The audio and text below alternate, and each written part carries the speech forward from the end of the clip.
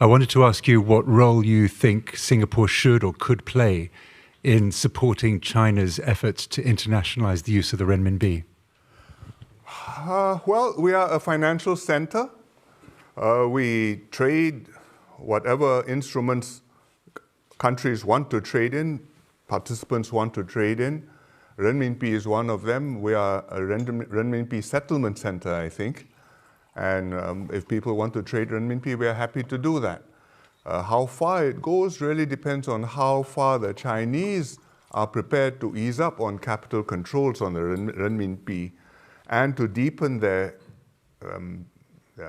bond markets and their financial markets, and to build up an ecosystem where the international investors, whether you are a sovereign fund or whether you are an MNC or an individual high net worth, will feel quite comfortable to take, say, 1/3 of your assets under management and say, I put it in a Beijing bank or in renminbi bonds. That depends not only on the economic policies and the financial rules, but also on your overall political system and on the political relationships between China and the other countries, and on how China handles these financial obligations. Because the banker may turn out not just to be the banker, but he may take instructions from the government, and the government may have other ideas.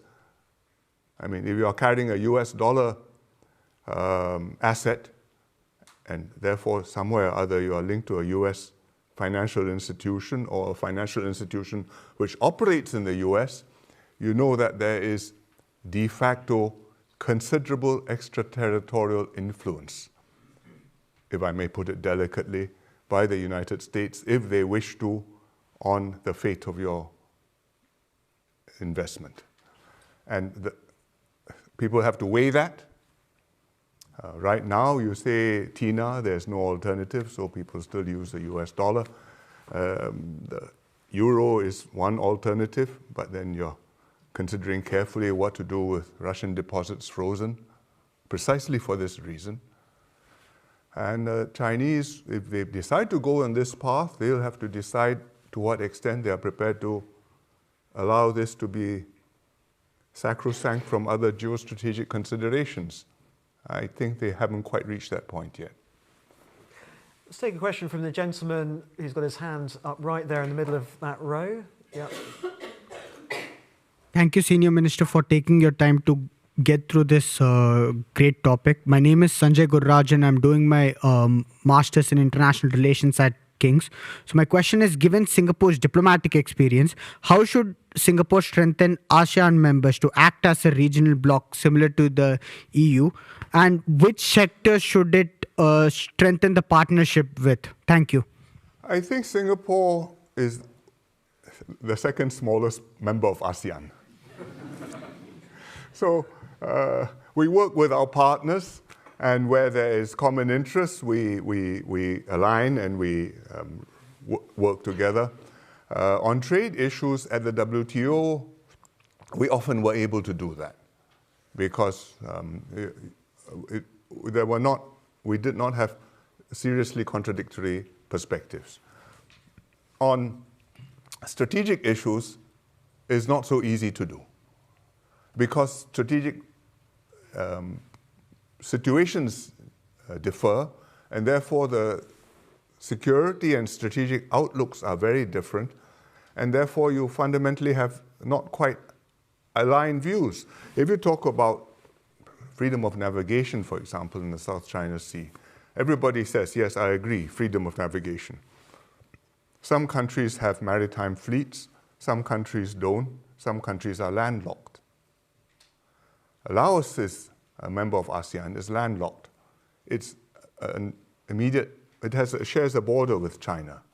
Will it take the same perspective as Philippines, which is an archipelagic state and has a claim in the South China Sea overlapping with China? I think that's very difficult to bring about, however skillful your diplomats may be. And if you are Indonesia, which is the biggest country in Southeast Asia, and with a significant domestic market, your perspective will be different from Singapore. Small, prosperous, no doubt, but very dependent on the external world, very conscious that we are a price taker. So these are differences which we have to accept. And so ASEAN, unlike the EU, we don't have a supranational set of institutions and a place like Brussels where allegedly anonymous bureaucrats make decisions which are not always popular. And I think that's by design. Even the EU, with all its institutions, doesn't find it very easy to make qualified majority decisions, so much less ASEAN. I think we proceed at the pace we are capable of, and that pace will vary depending on what subject we are discussing. Thank you. Okay. I'm going to take a question from the very front row here, if we can get a microphone, to our Singaporean Chatham House colleague, Aroni. Please go ahead. Good evening, SM Lee. It's a privilege to welcome you here. Your time is... Tell us, who are you? I'm Aroni. I'm with International Affairs here at Chatham House, Yes. and a fellow Singaporean that's very happy to see you here. Happy to see you. Your time as leader of Singapore has been almost my entire life. And so my story... I haven't been PM for quite that long. So my story and understanding of Singapore is inextricably linked to you and your family and what vision you had for Singapore and its role in the world. Considering now that we're moving into new generations of leadership and also a new fragmented world order, based on your experience, what are some of the key foreign policy achievements that have had the most lasting impact on Singapore's global standing? And what lessons do you think Singaporean leaders can take from those moving forward? I can only say that we are in reasonably good standing in the world. Joining ASEAN and encouraging the formation of ASEAN was certainly one of the formative decisions of our first Foreign Minister, Mr. Rajaratnam, because without ASEAN, you may be successful, but you are a little participant. But as a member of ASEAN, well, you speak with a collective voice, and that's very valuable. Beyond that, I explained some of the principles earlier, which I think helped us to do well. We have been consistent in maintaining a foreign policy which is principled, calculated based on our national interests, and clearly determined by us and not on behalf of somebody else. And this is absolutely fundamental, because then they may like you, they may not like you, and you sometimes have a run-in with one power or the other, but you're speaking as Singapore, and you're not speaking on behalf of, you're not the cat's paw for somebody else. I think that has always been fundamental, and that remains a critical requirement. I mean, it's very difficult for us to do that, because we are multiracial, majority Chinese, 15%, 75% Chinese, 15%-ish Malay, 9%-ish Indian or South Asian.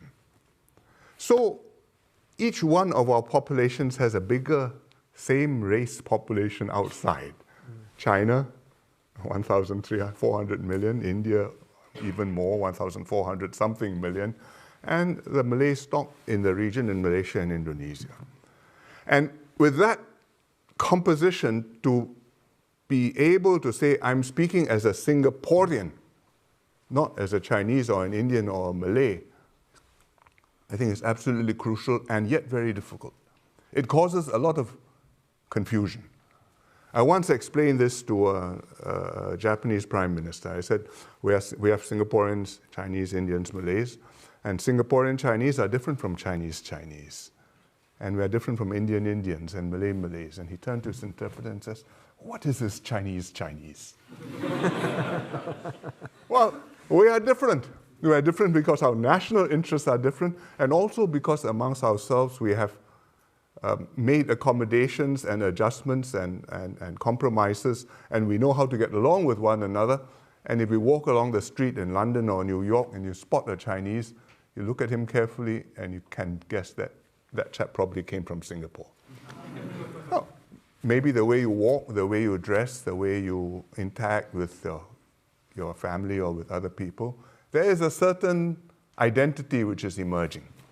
And that's very important. If you lose that because there's some influence operation or you have some bot network which has persuaded you that you should be standing on one side or the other, well, then you are gravely compromised. The other thing which makes our diplomats' job easier, and is very important, is that domestically you're successful and you're united. If you're domestically not successful, you can have the most eloquent diplomats, but you are representing a country which is not working. Why should I listen to you? What can you do for me? But if domestically your system is working, you've got solutions to your own problems mostly, you're working on things and trying to make it better, and furthermore there's consensus on where the country stands in the world, then it's much easier for our diplomat to make a consistent pitch and to say and to convey without having to say it, that if you deal with us in 5 or 10 years' time, it may be my successor, but he will be of cognate mind. It will not be the opposite of what I'm doing. There is consistency, there is rationality, there is long-term direction. We adapt as we go along, but we do not chop and change. And it's not easy for many countries to do that. It's a very precious thing. I don't say that we can do that forever, but so far we've been able to sustain it, and my successor, I think, is carrying it forward quite well.